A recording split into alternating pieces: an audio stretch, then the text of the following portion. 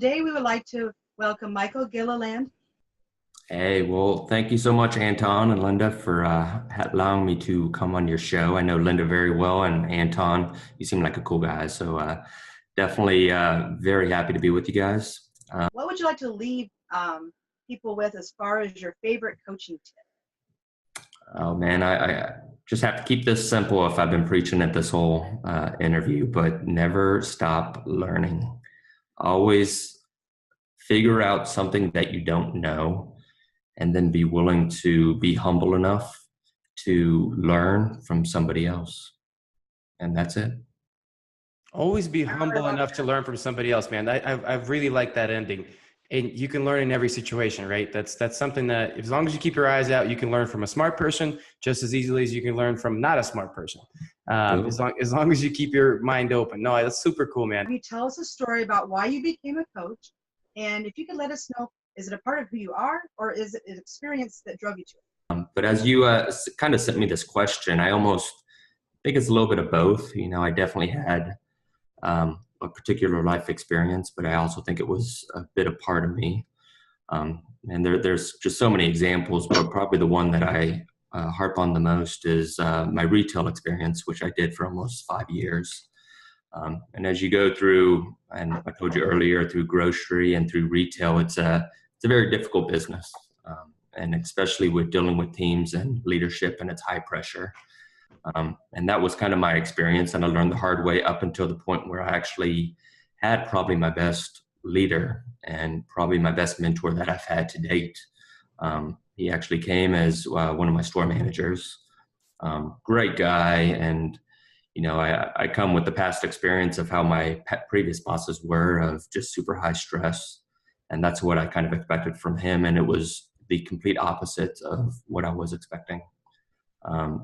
Definitely, he held me accountable for achieving my goals, but it was more of a trust factor.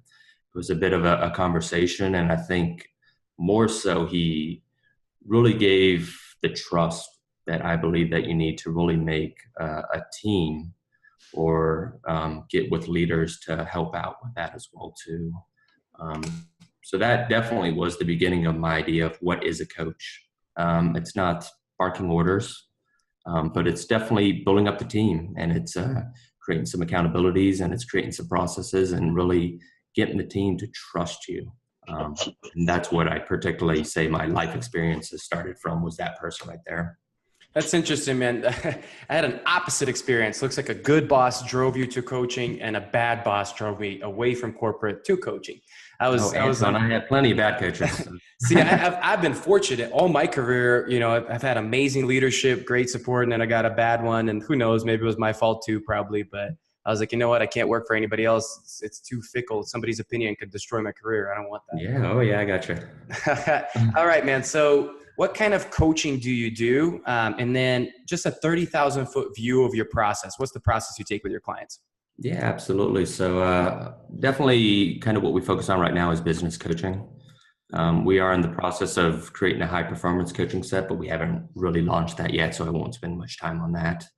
But definitely when you think about the high level process of what we kind of thought about, because I do believe in reflection, and taking a lot of the experiences that you learned in the past and really creating your own personal brand, and creating a process that kind of was your experience going through it. So when me and my business partner sat down and we started thinking about, well, what is it that businesses are really struggling with? We obviously came up with the 3 that we talk about, where it's obviously initially strategy. Then we talked about people. And then once you get the people right, how do you get the process right? And I think, and me and my business partner talk about this quite a lot, is I think we've gotten way too complicated with business. You know, and also to the point that I think the past 10 years of what, you know, got you successful isn't going to get you to the next 10 years. And I wish I was smart enough to come up with that quote, but I have to tell Gary Vee gave us that. But it's so true, and it's been my experience of dealing with that. And then you kind of think of, you know, self-awareness. We talk a lot about. We talk about purpose. We talk about vitality, and then we talk about overall the optimism with it. So when you think about self-awareness, do you know who you are? Purpose, do you know why you're doing it?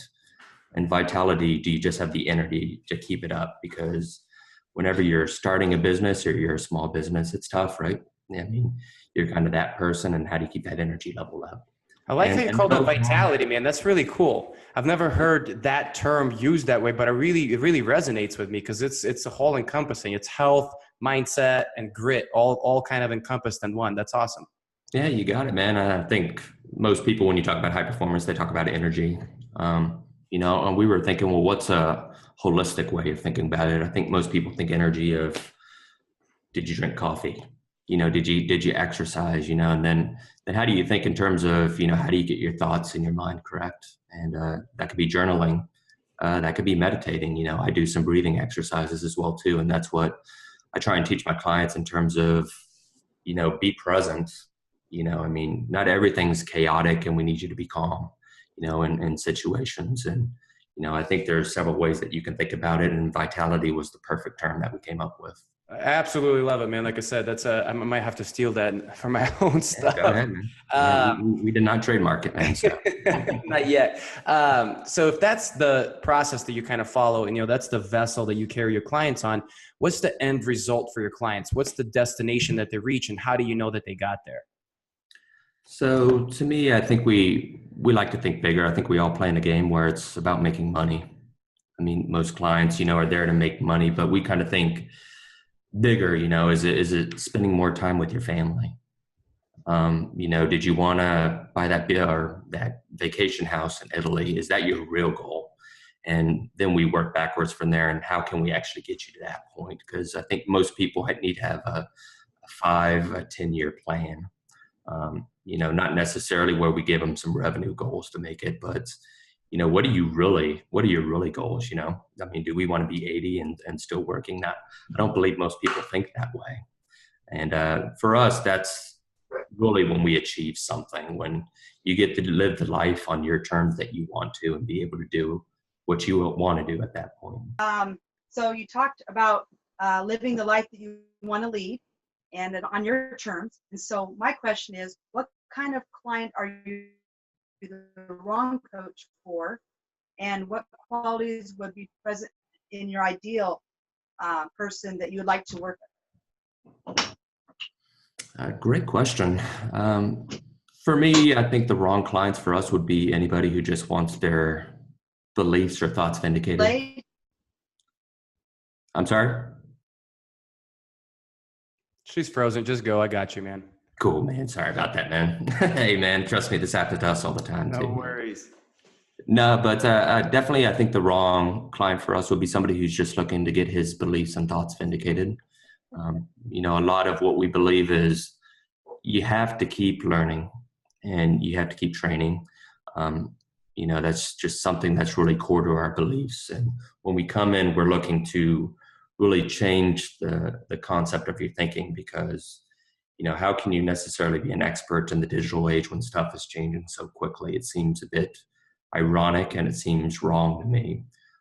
So we kind of need for most of our clients to just be open to change, open and to listen, and really focusing on really simplifying their process. And Anton, I'm sure you've seen it before with most of your coaching, that we make our lives way too complicated.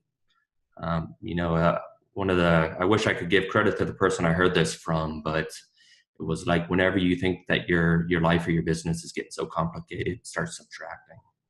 Well, thank you so much for joining us. We really appreciate it. And your tip for everybody, even though it's simple, it's not simple, because we all know that we don't always do that. We get complacent and we kind of slow down. And my favorite thing to tell people is, if you don't move, there's no such thing as maintenance, because everything in life is relative. So if somebody around you learned and you didn't, guess what? You went backwards. So yeah, you got it, man. Yeah.